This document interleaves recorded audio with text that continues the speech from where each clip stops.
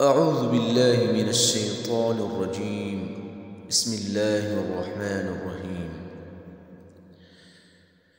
الحمد لله الذي أنزل على عبده الكتاب ولم يجعل له عوجا قيما لينذر بأسا شديدا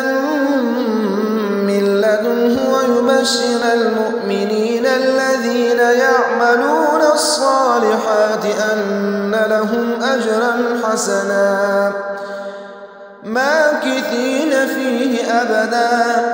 وينذر الذين قالوا اتخذ الله ولدا ما لهم به من علم ولا لآبائهم كبرت كلمة تخرج من أفواههم إن يقولون إلا كذبا فلعلك باخع نفسك على آثارهم إن لم يؤمنوا بهذا الحديث أسفا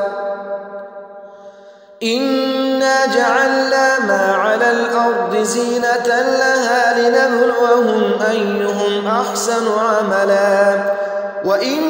وإنا لجاعلون ما عليها صعيدا جرزا أم حسبت أن أصحاب الكهف والرقيم كانوا من آياتنا عجبا إذ أوى الفتية إلى الكهف فقالوا ربنا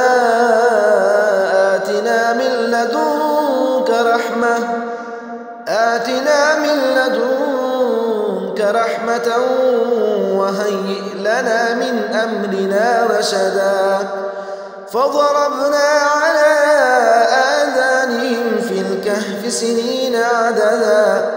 ثم بعثناهم لنعلم أي الحزبين أحصى لما لبثوا أمدا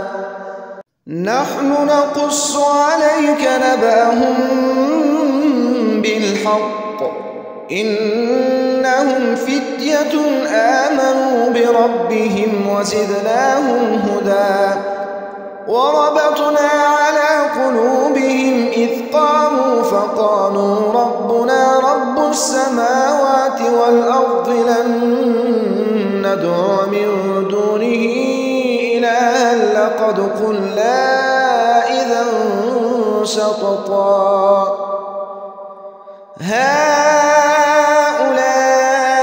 هؤلاء قوم اتخذوا من دونه آلهة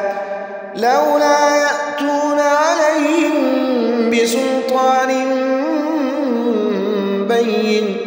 فمن أظلم ممن افترى على الله كذبا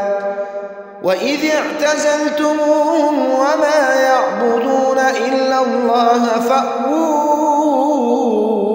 إلى الكهف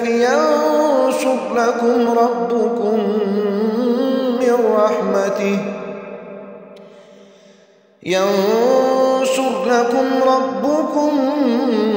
من رحمته ويهيئ لكم من أمركم مرفقا وترى الشمس إذا طلعت تزاور عن كهفهم ذات اليمين وإذا غربت تقرضهم ذات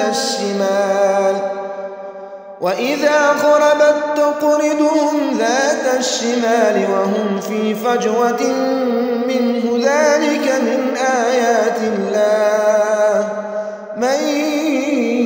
يهد الله فهو المهتد ومن يضلل فلن تجد له وليا مرشدا وتحسبهم أيقاظا وهم رقود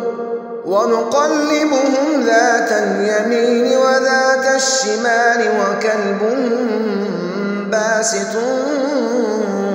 ذراعيه بالوصيد لو اطلعت عليهم لوليت منهم فرارا ولملئت منهم رعبا وكذلك بعثناهم ليتساءلوا بينهم قال قائل منهم كم لبثتم قالوا لبثنا يوما أو بعض يوم قالوا ربكم أعلم بما لبثتم فابعثوا أحدكم بورقكم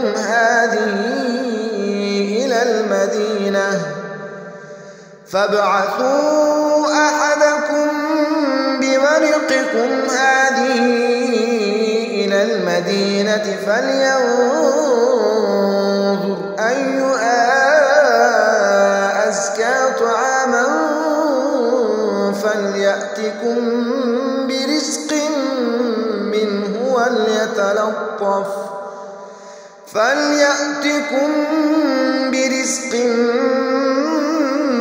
منه وليتلطف ولا يشعرن بكم أحدا إنهم إن يظهروا عليكم يرجموكم أو يعيدوكم في ملتهم ولن تفلحوا إذا أبدا وكذلك أعثرنا عليهم ليعلموا أن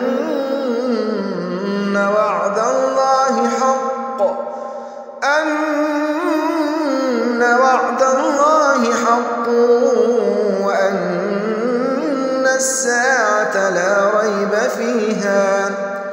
إذ يتنازعون بينهم أمرهم فقالوا ابنوا عليهم بنيانا ربهم أعلم بهم قال الذين غلبوا على أمرهم لنتخذن عليهم مسجدا سيقولون ثلاثة رابعهم كلبهم ويقولون خمسة سادسهم كلبهم رجما بالغيب ويقولون سبعة وثامنهم كلبهم قل ربي أعلم بعدتهم ما يعلمهم إلا قليل فلا تمار فيهم إلا مراء ظاهرا ولا تستفت فيهم